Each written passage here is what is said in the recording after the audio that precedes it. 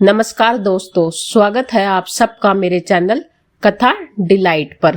कार्तिक महत्व अध्याय 6वां।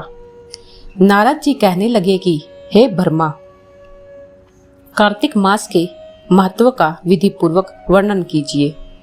ब्रह्मा जी कहने लगे, हे नारद, तुम बड़े सज्जन पुरुष हो जो लोगों के हित के लिए ऐसे प्रश्न करते हो। अब मैं ऐसी कथा तुमसे कहता हूँ जिसके सुनने मात्र से पापों का नाश हो जाता है। हे नारद, सूत जी इसी नैमिषारण्य तीर्थ में सैनिक ऋषियों से कहते हैं कि हे ऋषियों, साधुओं का सत्संग अति पवित्र होता है और संसार के पापों के भय को दूर कर देता है, ज्ञानियों को मोक्ष देता है, कामना वालों की कामना पूरी करता है। श्री गंगा जी पापों को नष्ट कर देती है, चंद्रमा ताप को दूर कर देता है, कल्प वृक्ष दीनता को नष्ट कर देता है, परंतु साधु समागम पाप, ताप और दीनता तीनों को ही नष्ट कर देता है। इसका आधा क्षण भी मोक्ष का देने वाला हो जाता है। इतनी वार्ता सुनकर ऋषि कहने लगे कि हे सूत जी, आप कृपा करके कार्तिक महत्व इतिहास प्रसंग सहित सुनाइए।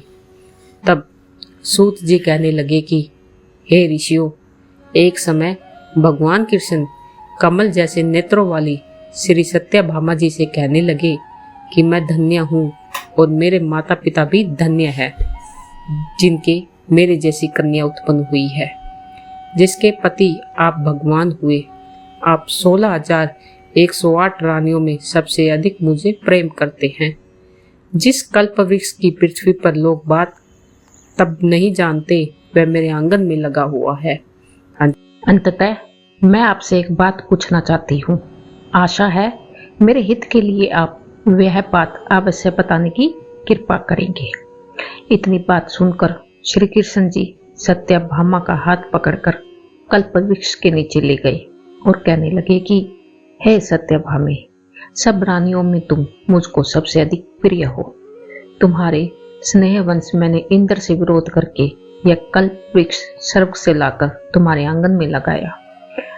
अब तुम मुझसे यदि गुप्त से गुप्त बात पूछोगी तो वह भी मैं बतलाऊंगा। सत्यभामा कहने लगी, हे स्वामी, पहले जन्म में मैंने ऐसा कौन सा पुण्य का काम किया था जिससे मैं आपकी अर्धांगिनी बनी और गरुड़ पर बैठकर आपके साथ इंद्र आदि लोकों में भी जा सकती हूँ। पहले जन्म में मैं कौन थी, किसकी कन्या थी, आप विस्तार पूर्वक कहिए। भगवान कृष्ण कहने लगे कि हे सत्यभामे, तुम विस्तार पूर्वक सुनो।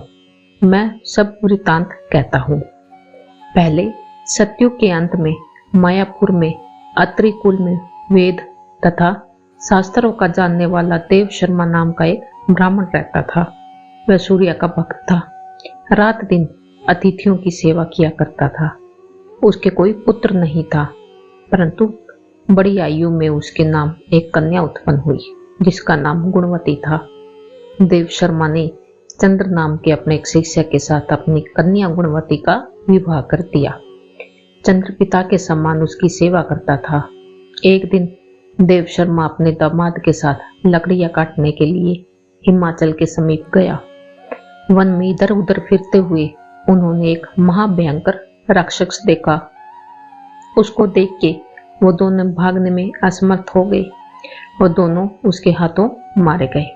परंतु उस नक्षत्र के प्रभाव और अपने कर्मों के कारण हमारे दूतों द्वारा विमान में बैठकर हमारे लोक को प्राप्त हो गए। उन दोनों का मरण सुनकर गुणवती बड़ा रुदन करने लगी और पुकारने लगी कि हे पिता, हे पति, तुम्हारे बिना मेरा निर्वाह कैसे होगा? मैं किस प्रकार जीवित रह सकूंगी? तुम मुझे छोड़कर कहाँ चले गए? मेरे अन्न तथा भोजन का प्रबंध कैसे होगा? मेरे लिए अब कोई ठिकाना नहीं रहा। इस प्रकार वह विलाप करती हुई यह वृक्ष की तरह मूर्छा खाकर भूमि पर गिर गई। जब कुछ चेतना आई तो उसने घर का सामान बेचकर उन दोनों की अंत्येष्टि क्रिया की और मेरी भक्ति में सदा तत्पर रहने लगी। इस प्रकार कार्तिक मास आ गया और वह कार्तिक के व्रत करने लगी। और एकादशी का व्रत भी करने लगी। एक समय वह बीमार हो गई। वह दुर्लभ शरीर वाली गुणवती गंगा स्नान को गई। अंततः गंगा जी में प्रवेश करते ही शीत के मारे उसकी देह कांपने लगी और वह शिथिल होकर वहीं पर गिर पड़ी। उसी समय हमारे दूत सुंदर विमान में बैठा कर उसको हमारे धाम लेके आ गए। यह कार्तिक माह के व्रत का प्रभाव ही था। फिर द्वापर में ब्रह्मादि देवताओं की प्रार्थना पर पृथ्वी का भार उतारने के लिए हमने कृष्ण अवतार लिया। तो उस समय हमारे ही सब देवगण यादव बन गए और तुम्हारे पिता देव शर्मा शत्रुजीत हुआ, चंद्र शर्मा अकर हुए और तुम गुणवती से सत्यभामा हुई। कार्तिक के व्रत प्रभाव से तुम हमारी प्यारी हुई। तुमने आजन्म तुलसी के वृक्ष का पालन किया, इसी से तुम्हारे आंगन में कल्प वृक्ष है। कार्तिक में तुमने दीपदान किया, इसी से तुम्हारे घर में लक्ष्मी शिष्ट है। जो कार्तिक मास में तुमने व्रत आदि किया, उसी से तुम हमारी अर्धांगिनी हुई। और जो कोई कार्तिक मास में व्रत आदि करता है, वह हम तुम्हारे समान ही हमें प्रिय हो जाता है। कार्तिक माह का छठा अध्याय भी समाप्त हुआ। अब हम सुनते हैं कार्तिक माह का 7वां अध्याय। इतनी कथा सुनकर सूत जी ने शौनक ऋषि कहने लगे कि हे सूत जी, आज कृपया करके कार्तिक और तुलसी का महत्व कहिए।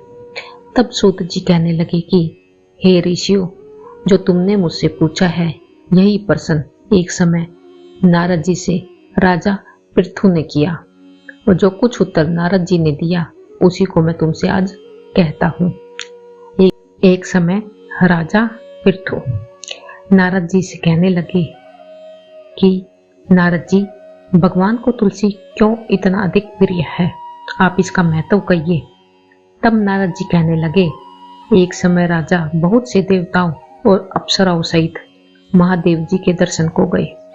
सो जब कैलाश में पहुंचे, तब एक बड़े भारी आकार वाले भयंकर नेत्रों वाले पुरुष को देखकर इंद्र ने पूछा कि तू कौन है और शिव कहाँ है। जब कई बार पूछने पर भी उन्हें कोई उत्तर नहीं दिया, तो इंद्र ने क्रोध में आकर अपना वज्र उसके ऊपर मारा, जिससे उसका कंठ नीला हो गया, परंतु इंद्र वज्र भी भस्म हो गया। फिर उसकी आंखों से ऐसी प्रचंड अग्नि निकली, मानो इंद्र सहित सारे संसार को भस्म कर देगी। ऐसी स्थिति देखकर बृहस्पति जी हाथ जोड़कर और इंद्र को दंडाकार झुकाकर शिव जी की स्तुति करने लगे। हे देवादिदेव, त्रिपुरासुर और आकाशुर का नाश करने वाले, यज्ञ का फल देने वाले त्रिपुरारी, आपको मेरा नमस्कार। ब्राह्मणों की रक्षा आपको नमस्कार। नारद जी कहने लगे, हे राजा पृथु, इस प्रकार स्तुति करने पर श्री महादेव जी ने त्रिलोकी को तंकत देने वाली अग्नि को शांत कर दिया और कहने लगे कि हे देवताओं, वर मांगो। मैं आपकी स्तुति सुनकर अति प्रसन्न हुआ हूँ। हमने इंद्र को जीवन दान दिया और बृहस्पति जी, आज से तुम्हारा नाम भी जीव होगा। बृहस्पति जी कहने लगे कि यदि आप प्रसन्न हैं तो इंद्र की रक्षा कीजिए और संसार का दाह कर सकने वाली अग्नि जो आपके नेत्र से उत्पन्न हुई है, उसको शांत करिए। तब शिव कहने लगे कि नेत्र से निकली हुई अग्नि वापस कैसे जाए। अंततः हम आपके दूर फेंकते हैं, ऐसा कहकर अग्नि को हाथ में लेकर समुद्र में फेंक दिया गया। वह गंगा में संगम में जाकर गिरी और बालक हो रोने लगी। उसके रोने के शब्द से पृथ्वी कांपने लगी और सातों लोग बहरे हो गए। ऐसा आश्चर्य देखकर वहां पर आए ब्रह्मा जी, जो समुद्र को गोद में बालक को देखकर आश्चर्य से पूछने लगे, यह बालक किसका है। समुद्र ने बड़े आदर से बालक को उठाकर ब्रह्मा जी की गोद में दे दिया और कहने लगी, यह मेरा पुत्र गंगा से उत्पन्न हुआ है, आप इसके जात कर्म करिए। फिर उस बालक ने ब्रह्मा जी की दाढ़ी पकड़कर जोर से मरोड़ी की। ब्रह्मा जी के नेत्रों से ही आंसू आ गए। किसी प्रकार दाढ़ी छूटे तो ब्रह्मा जी ने कहा कि हमारी आंखों में जल निकला है। अंततः इस बालक का नाम जालंधर होगा, परंतु यह शिव के अतिरिक्त और किसी के हाथ से नहीं मरेगा, क्योंकि यह शिव के अंश से ही उत्पन्न हुआ है। अब युवा हो जाएगा। तब ब्रह्मा जी शुक्राचार्य को बुलाकर और उसका राज्याभिषेक करके अंतर्धान हो गए। तब समुद्र के कालनेमी की कन्या वृंदा से उसका विवाह कर दिया गया, जो कि पतिव्रताओं में सबसे अधिक प्रथम और अधिक सुंदर थी। परम सुंदरी वृंदा के साथ विवाह कर जालंधर अति प्रसन्नता से दिन बिताने लगा। जब जालंधर घर से आता तो वृंदा अपने हाथ से पंखा चलती। वह अपने पति को नारायण समझकर उसकी सेवा किया करती थी। इतना कहकर नारद जी बोले, हे राजा पितृ, देवताओं के डर कर जो भी दैत्य पाताल में भाग गए हैं, वे जालंधर का अभय पाकर फिर पृथ्वी पर आकर घूमने लगे। उसी समय जालंधर के कटे सिर राहु को देखा तो उसने शुक्राचार्य से उसका कारण पूछा। तब शुक्राचार्य ने समुद्र मंथन तथा देवताओं को द्वारा रत्नों का हरण की कथा सुनाई। इस प्रकार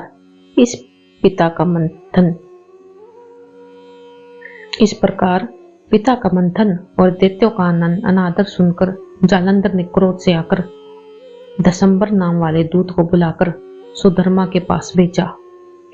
वह सभा में जाकर अभिमान पूर्वक इंद्र को नमस्कार न करके कहने लगे, दैत्यपति जालंधर ने जो कुछ कहा है वह सब तुम सुनो। हमारे पिता का मंथन करके जो तुमने रत्न लिए हैं उन पर तुम्हारा कोई अधिकार नहीं है। वे रत्न हमको वापस कर दो। दशमर के ऐसे वचन सुनकर इंद्र भय और विस्मय से कहने लगे कि समुद्र देव हमारे शत्रु दानों को रक्षा करता है। अंततः हमने उसको भयंकर रत्न लिए हैं, इसलिए उन पर दैत्यों का कोई अधिकार नहीं है। दूत ने ये सब समाचार जालंधर से आकर कहा तो अत्यंत क्रोधित हो गया और देवताओं को जीतने का उपाय सोचने लगा। उसने सब दिशाओं में पातालों में अपने दूत को भेजकर सब दैत्यों को बुलाया और शुभ और निशुभ को अपना सेनापति बनाकर स्वर्ग के नंदनवन में जाकर इंद्र को अमरवती पुरी को घेर लिया। तब देवता भी युद्ध के लिए बाहर निकल आए और अनेक प्रकार से शस्त्रों और देवताओं साथ दैत्य का युद्ध होने लगा। वे सब एक दूसरे को मार मार कर गिराने लगे। सब तरफ रुधिर बहने लगा। मर कर गिरे हुए घोड़ों और हाथियों से पृथ्वी भर गई। इधर युद्ध में मारे गए दैत्यों का शुक्राचार्य अपनी संजीवनी विद्या से जीवन देने लगे और इधर बृहस्पति जी द्रोणाचार्य की दिव्या औषधियों द्वारा देवताओं को जीवित करने लगे। वृतान देवताओं ने शुक्राचार्य से जाकर कहा, जो जालंधर दैत्य ने अपने अनुचरों और द्रोणाचल पर्वत को समुद्र में फेंके देने का आदेश दिया है। तब दैत्यों ने द्रोणाचल पर्वत को उठाकर समुद्र में फेंक दिया और फिर आकर संग्राम करने लगे। तब देवताओं को जीवित करने के लिए औषधि लेने बृहस्पति जी गए तो दिव्य पर्वत पर न देखा तो देवताओं का दैत्य के द्वारा निरंतर संहार होते देखकर वे सब घबराकर कहने लगे, हे देवताओं, शीघ्र ही यहाँ से भागो। यह दैत्य शंकर के अंश से उत्पन्न हुआ है और वह तुमसे नहीं मरेगा। गुरु जी की यह बात सुनकर देवता भय के मारे देशों दिशाओं में भागने लगे और जालंधर दैत्य ने जीत के नगाड़े बजाते हुए देवताओं की अमृति नगरी में प्रवेश कर दिया। सब देवता भय के मारे सुमेरु पर्वत की कंदराओं में जाकर छिप गए। सब देवों के भाग जाने पर जालंधर इंद्र की पूरी अमृवती शुभ निशुभ अधिकार में सौंप कर सभी देवताओं का पीछा करने लगे। फिर सुमेरु पर्वत की ओर गए। इंद्रादिक सब देवता जालंधर को फिर आता देखकर भगवान विष्णु की स्तुति करने लगे। बोले, हे मच्छगच्छ आदि अनेक रूप धारण करने वाले, भक्तों के दुखों का नाश करने वाले, सारी सृष्टि का पालन और संहार करने वाले, शंख चक्र गदा पद्म को धारण करने वाले, आपको हमारा नमस्कार। भगवान विष्णु देवताओं की स्तुति सुन उनके दुखी जानकर शीघ्रता से उस गरुड़ पर सवार होकर जाने लगे तो लक्ष्मी जी ने पूछा कि भगवान आप कहाँ जा रहे हैं? तब उन्होंने उत्तर दिया, तुम्हारे भाई जालंधर से पीड़ित देवताओं की सहायता के लिए निमित्त जा रहा हूँ। तब लक्ष्मी जी कहने लगी, भगवान मैं आपकी परम प्रिया हूँ, तब आप मेरे भाई को कैसे मारेंगे? तब भगवान ने कहा कि शंकर से उत्पन्न और ब्रह्मा जी के वचन से हम जालंधर को कदापि नहीं मारेंगे। ऐसा कहकर शंख चक्र और खड़ग लेकर जालंधर के साथ युद्ध के लिए चल दिए। जिस समय भगवान युद्ध के लिए गए तो बहुत से दैत्य गरुड़ के पंखों के वेग से ही मारे गए। पवन से पीड़ित दैत्यों को देखकर जालंधर को अत्यंत क्रोध आ गया। वह भी विष्णु के सम्मुख युद्ध को आया। उस समय भगवान विष्णु और जालंधर दैत्य वहां महाघोर युद्ध हुआ। आकाश मेघों की तरह बाणों से ढक गया। तब भगवान ने जालंधर की ध्वजा, छत्र, घोड़े, धनुष सब अपने बाणों से काट डाले। जालंधर ने गरुड़ के मस्तक पर गदा मारी, जिससे गरुड़ मूर्छित हो गया। भगवान ने उसकी गदा को अपनी तलवार से काट दिया। फिर दोनों का मल्ल युद्ध हुआ। जालंधर ने भगवान की छाती में मुक्का मारा। उस समय भगवान और जालंधर के इस घोर युद्ध को देखकर सारा संसार ही भयभीत होकर कांपने लगा। तब भगवान विष्णु ने कहा कि हे दैत्यराज, तुम्हारा और हमारा युद्ध ठीक नहीं है, क्यों तुम लक्ष्मी के भाई हो? तब जालंधर ने कहा, यदि आप प्रसन्न हैं तो मुझे यही वरदान दे कि लक्ष्मी जी अपने गणों सहित आप मेरे घर में वापस करेंगे। अवश्य ऐसा ही होगा, कहकर भगवान लक्ष्मी जी सहित जालंधर नगर चले गए। तब जालंधर देवताओं के स्थान पर सब दैत्यों को नियुक्त करके जालंधर नगर में मैं निवास करने लगा और देव, गंधर्व, किन्नर, यक्ष आदि के पास जो भी रत्न थे वे सब अपने अधिकार में करके निशुभ को शासन करने के लिए पाताल भेज दिया। वहां उसने शेषनागों को वश में कर लिया। इस प्रकार जालंधर देव, गंधर्व, किन्नर, यक्ष, मनुष्य सबको अपनी प्रजा बनाकर पुत्र समान और धर्म नीति में उनका पालन करते हुए त्रिलोकी का राज्य भोगने लगा। तब नारद जी बोले, हे राजा पृथु, एक समय भगवान के दर्शन करने और जालंधर की राज्य लक्ष्मी की देखने के लिए हम भी वहां गए। यहाँ पे कार्तिक अध्याय 7वां समाप्त हुआ। इसकी आगे की कथा हम कार्तिक अध्याय के 8वें अध्याय में सुनेंगे। धन्यवाद।